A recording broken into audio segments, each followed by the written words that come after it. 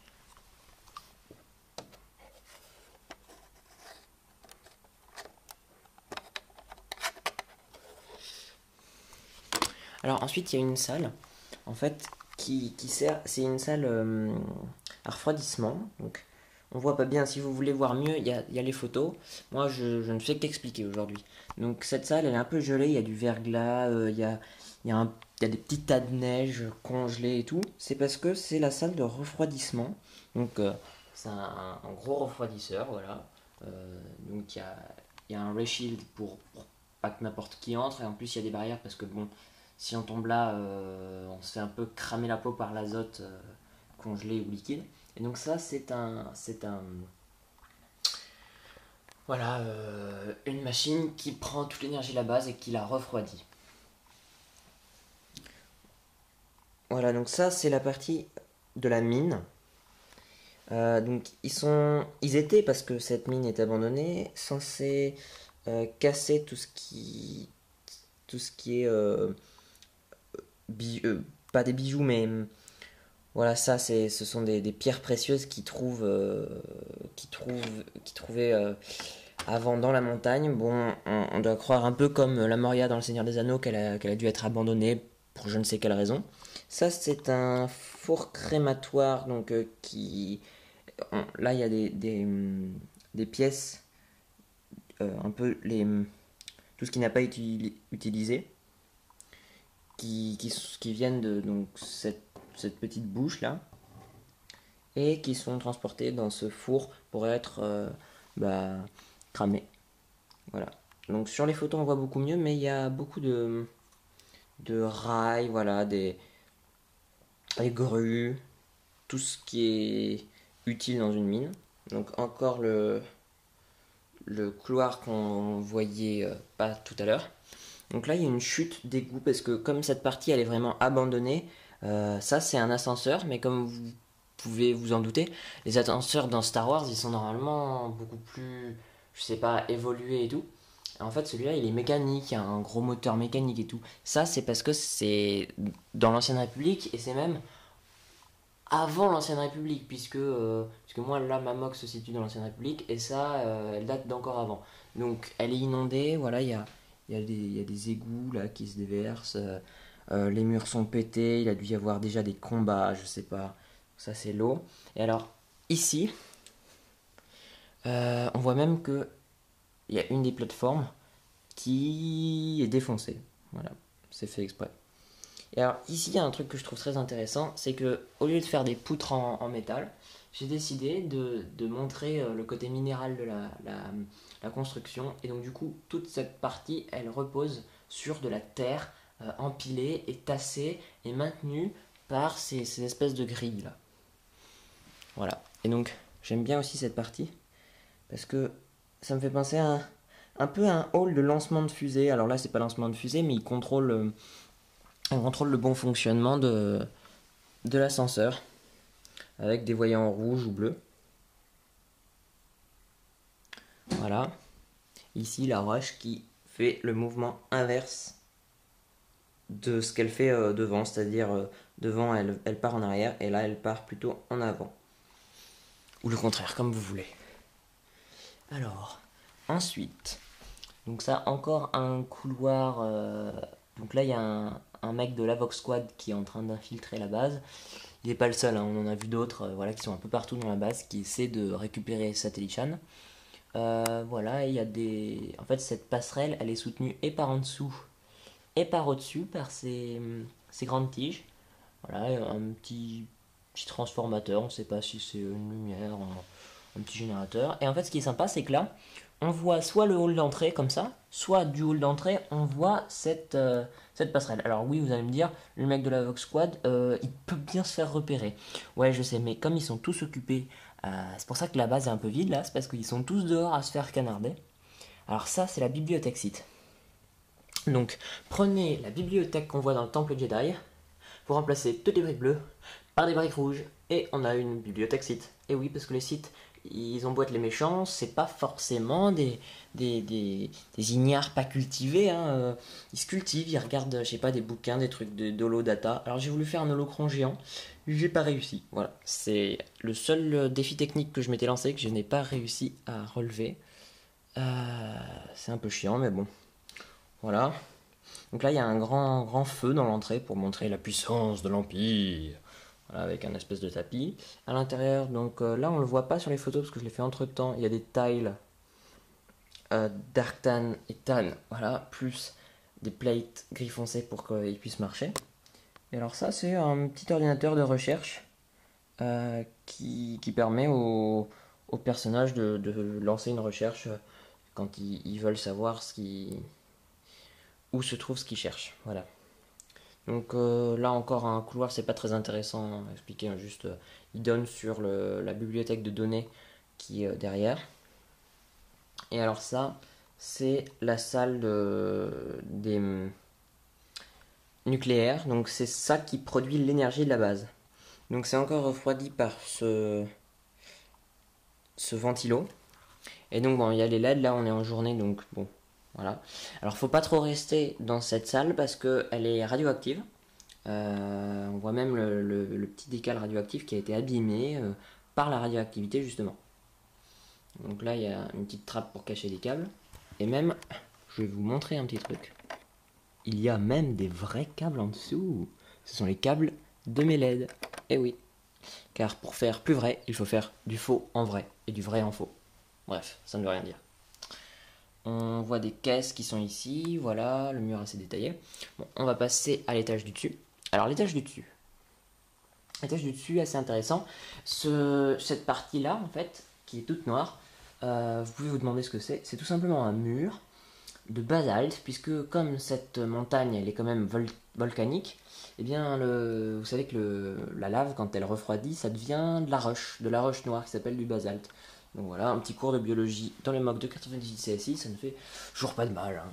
Voilà, donc ce mur qui est tout à fait irrégulier, mais ils l'ont gardé, et ils ont réussi à faire dans cette salle qui est inondée, un cachot. Et alors ce cachot, pourquoi il n'est pas là? Parce que il renferme Dark Revan. Alors, on peut le voir là. Voilà, je ne mens pas, j'ai vraiment la figurine, j'en suis fier, je voulais absolument la mettre. Alors, elle n'est pas très bien mise en valeur, mais j'ai quand même pris des photos avant. Ce cachot, pourquoi il est spécial? C'est un caisson de force. C'est-à-dire que Dark Revan, qui est un des personnages les plus puissants de l'Ancienne République, ou même voire de Star Wars, eh bien, ça coupe l'effet de la force. Donc, il devient un homme normal, donc ne serait-ce que des chaînes qu'on aurait disposées peuvent le retenir. Donc c'est un caisson de force qui coupe la force de Dark Revan et de tout individu qu'on peut placer dedans. Donc cette salle, elle est isolée, il est le seul, et en plus c'est inondé, donc bon, c'est pas super si tu t'évades. Là, il y a des dalles qui sortent de l'eau pour pouvoir marcher dessus et pour permettre aux personnages qui viennent d'ici. Donc là, il y a aussi un ray shield rouge qui reflète, d'ailleurs, c'est trop beau. De pouvoir marcher et accéder à la porte blindée qui est là, parce qu'en plus le caisson est blindé. Alors ensuite, bon, j'ai tout vidé, hein, j'ai enlevé les personnages pour qu'on voit mieux le décor. Ça, c'est le poste de commandement. Donc voilà, avec des ordinateurs. Il y a des décals dessus. Donc, voilà, des chaises tournantes.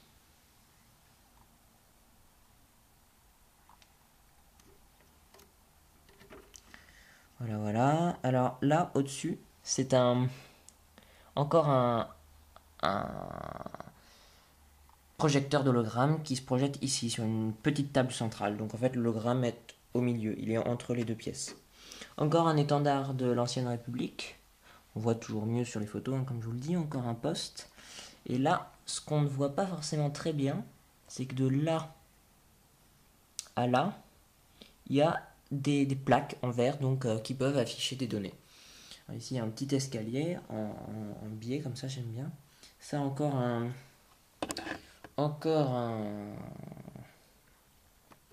ray shield, voilà, d'ailleurs un peu en losange, je trouve ça pas mal. Des spots qui sont faux, bien sûr, ici. Et donc encore deux étendards, le trône vide. Et en fait, cette salle, elle est sur la lave. Je sais pas si vous l'aviez compris en regardant la vidéo, mais elle est sur la lave. Et donc du coup, la lave, elle est maintenue par une vitre. Et donc les figurines marchent sur la vitre. Et ouais, je viens de changer la couleur en plus, c'est trop classe. Là, il y a un petit ordinateur de données. Et là, ce qui est cool, c'est qu'il y a une porte blindée qui donne sur un ascenseur, un faux ascenseur, hein, qu'on voit ici. Il est là. Il monte jusque là. Donc en arrondi. Voilà. Tac, à l'intérieur. Ça, c'est encore une partie de la mine abandonnée, voilà, avec une croix pour montrer la fin du tunnel. Un chariot, donc le chariot, voilà, avec des choses dedans.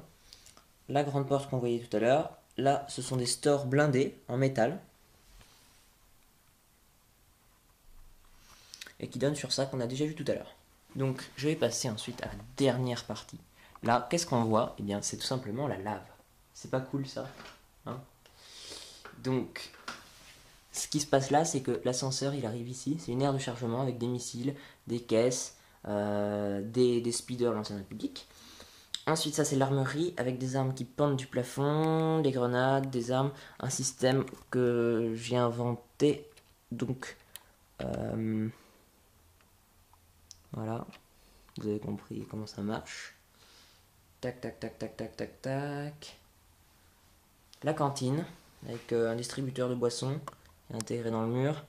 Le plan de la moque qui est là-bas. Et pendant que les militaires mangent au mess, parce que comme ça, c'est comme ça que ça s'appelle chez les militaires, leur cantine. Voilà. Un truc pour se faire griller des plats. Un distributeur aussi qui tourne. Avec plein de petits aliments trop mignons. Un droïde de l'Empire de l'Ancienne République qui n'existe pas, que j'ai pu inventer moi-même, j'en suis content. Et alors cette aire-là qui est techniquement ouverte, mais on voit les bordures qui sont bleues, ça montre qu'il y a un ray shield qui peut s'activer à tout moment, si ils sont en emergency, qu'il y a quelque chose d'urgent, voilà, ils peuvent l'activer. Donc là, il y a les lits, encore des armes qui pendent, voilà, un petit jeu là d'échecs de Star Wars. Lui il regarde la télé là-bas, tout ça on voit mieux. Une porte blindée qui peut se fermer, des armoires, les lits, encore un petit poste d'ordinateur. Et on passe à la fin, donc ici ça indique que ce sont les barracks, donc les baraquements des impériaux, des soldats, avec un petit sas. Et là, un malade donc, qui s'est fait cramer complètement, qui a du sang partout, qui est amené par un droïde dans ce centre médical vitré, complètement blanc et très design, très épuré, voilà. Une chaise de dentiste, des trucs de sérum, il y a même une petite seringue ici. Voilà pour ce qui est de l'intérieur. Ici, on a un couloir, c'est un des plus détaillés parce qu'il est petit, donc j'ai pu mettre plein de pièces. Très détaillé, il est secret, donc avec un mini pipeline, qui arrive à une porte ray shieldée. Et là, c'est la petite pièce secrète de Dark Malgus avec des trophées, une armure de rechange, un holotransmetteur secret pour parler avec soit ses supérieurs, soit voilà, des gens au QG. Et ça, donc on le voit beaucoup mieux sur les photos, mais c'est une espèce de vitrine avec ses trophées, par exemple le sabre laser de Dark Revan, une lance, ce genre de choses. Donc j'espère que cette vidéo vous aura éclairé sur ce qui se passe dans la mock. Si vous avez toujours des questions, vous pouvez me le dire. Et si vous avez vraiment adoré cette mock et que vous voulez en savoir plus, eh bien, je pourrais faire du stop motion à l'intérieur, donc des briques films. Et en plus, peut-être une quatrième vidéo qui sera la construction de Belsavis, c'est-à-dire avec les photos de WIP, Work in Progress, c'est-à-dire comment j'ai fait pour la construire pendant 1 an. Et aussi les plans que j'avais construit, mes références, mes photos de référence, voilà le cheminement qui m'a conduit à construire cette mock géante. Voilà, donc n'hésitez pas à commenter, liker, partager, ça me ferait super plaisir. Et si vous n'êtes pas encore abonné et que vous likez mon travail, eh bien je vous invite à vous abonner. Voilà, à plus, merci.